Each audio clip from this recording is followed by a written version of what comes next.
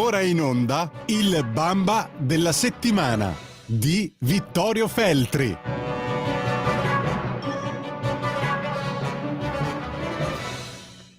Buongiorno a tutti, bentornati al Bamba della settimana, l'antipremio che assegna su Radio Libertà il direttore Vittorio Feltri, che dovrebbe già essere in collegamento. Ci sei, direttore? Sì, ci sono e porgo un saluto a tutti quanti ci ascoltano. Grazie e bentornato. Allora io premetto solo che oggi abbiamo un Bamba che apparentemente riguarda la politica, ma in realtà mi sembra riguardare più la comicità, non so se sei d'accordo. Sì, io sono assolutamente d'accordo, perché il Bamba di questa settimana va a colpire, diciamo così, un personaggio che qualsiasi cosa abbia fatto ha fallito, eppure si dà un sacco di aria ed è convinto di essere un maître à penser. Insomma, invece siamo di fronte a un signore che capisce poco di politica, che soprattutto non riesce a stare zitto neanche 5 minuti e deve propinarci le sue idee sballate. L'esempio che è più clamoroso è successo proprio in questi giorni, perché Enrico Letta ha criticato addirittura Donald Trump per quello che sta facendo nel tentativo di ottenere una pace in qualche modo, insomma, lo ha definito in modi veramente bruschi, come se Donald Trump fosse un deficiente, mentre qui la lotta tra deficienti non riguarda certo Trump, ma qualcun altro. Io credo che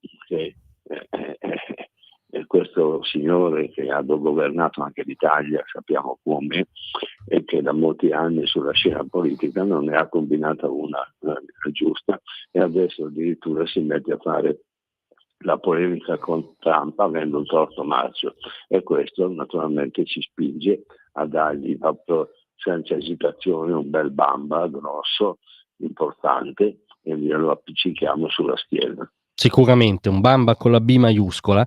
Enrico Letta, che ricordo attualmente il presidente dell'istituto Jacques Delors, perché come dire una collocazione l'ha sempre trovata dopo i suoi fallimenti politici, ha firmato questo documento di pseudo intello appunto contro Trump che ti cito solo la frase secondo me più clamorosa: Trump deve essere fermato.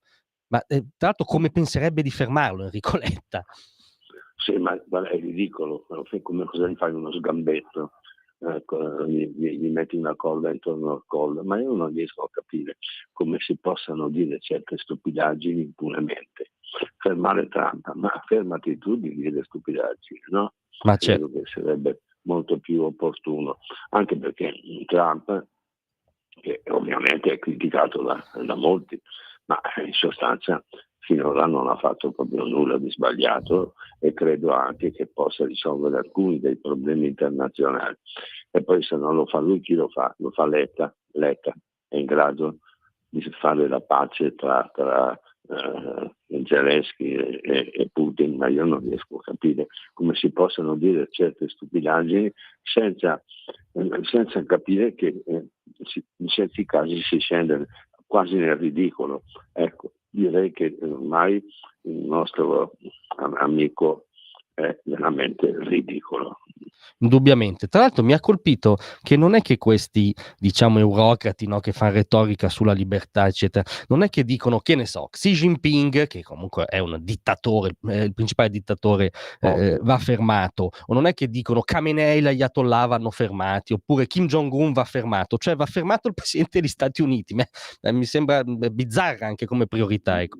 Sì, si sfiora veramente l'assurdo, siamo di fronte al teatro dell'assurdo. Io credo che veramente debba essere zittito il nostro amico che premiamo questa mattina, perché veramente si sta rendendo ridicolo, e credo che gli italiani lo abbiano capito già da tempo e non lo vogliono più tra i piedi. In effetti mi sembra una scelta giusta. Una scelta azzeccata. Tra l'altro, oltre a Letta, non so se ti ha in generale colpito questa cosa che a me ha colpito, cioè quando in America vincono e governano i democratici, loro signori ci ricordano sempre il legame transatlantico, l'amicizia con gli Stati Uniti, eccetera. Quando però vincono i repubblicani, gli Stati Uniti diventano un'orrenda dittatura. Insomma, o vale sempre il rapporto con gli Stati Uniti o non vale mai.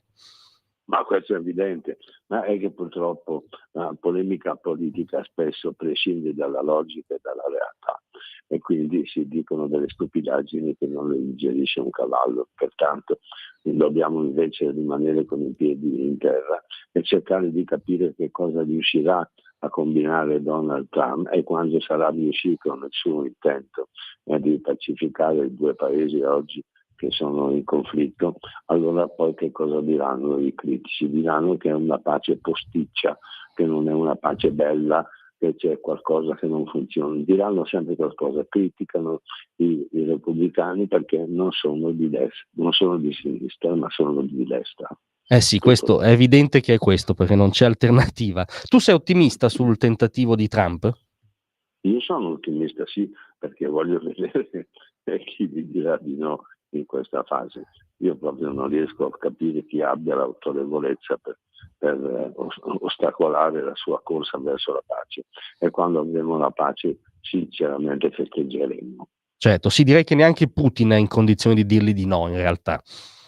Si sta comportando abbastanza bene, ha accettato tutto, sta vedendo di trattare, quindi mi sembra che la situazione per il momento possa autorizzarci all'ottimismo.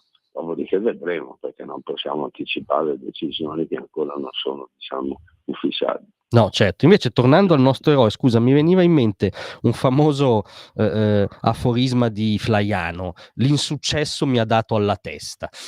Forse questa è la chiave di Letta, no? Che ha fallito da Presidente del Consiglio. Alle ultime elezioni contro il centrodestra si è schiantato, tra l'altro conducendo un'inverosimile campagna sul rischio fascismo, no? Una roba, come dirti, da vecchia sinistra che in teoria non era la sua. E insomma, ha sempre fallito, forse alla fine l'insuccesso gli ha dato alla testa. Sì, è diventato un comico, non è più neanche un politico, è un comico inconsapevole che riesce a dire delle stupidaggini senza rendersene conto, perché in effetti come si fa a pensare che il fascismo costituisca un pericolo? Pericolo di che non ci sono più i fascisti, come si fa a essere antifascisti? Io non riesco ad avere un nemico che non c'è. Sì, diciamo che manca la precondizione, essendo noi nel 2025. Appunto, no?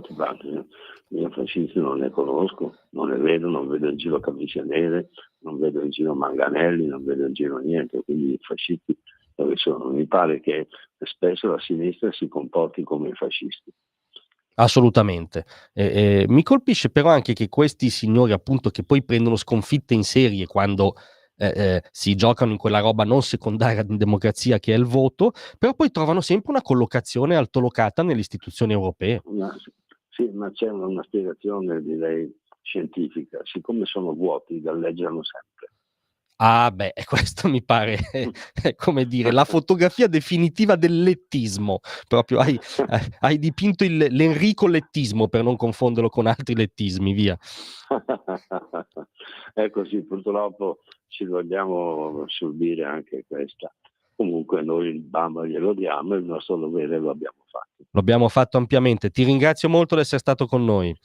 Grazie a tutti voi, un abbraccio. A presto, direttore. A presto. Avete ascoltato il Bamba della settimana di Vittorio Feltri.